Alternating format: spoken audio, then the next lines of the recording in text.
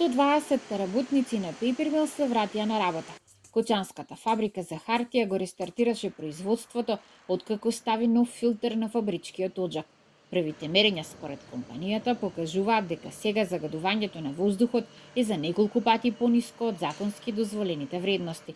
Од Papermill ветуваат дека до крајот на годината ќе заврши изградбата на пречистителна станица за отпадните води од фабриката, со што целосно ќе се намали загадувањето при обработката на хартија.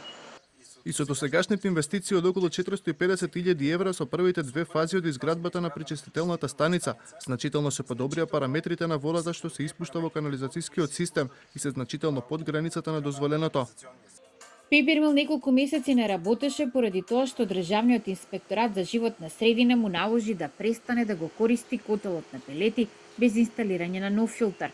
Од компанијата одлучија дека тоа работењето им го прави нерентабилно, па привремено ставија клуч.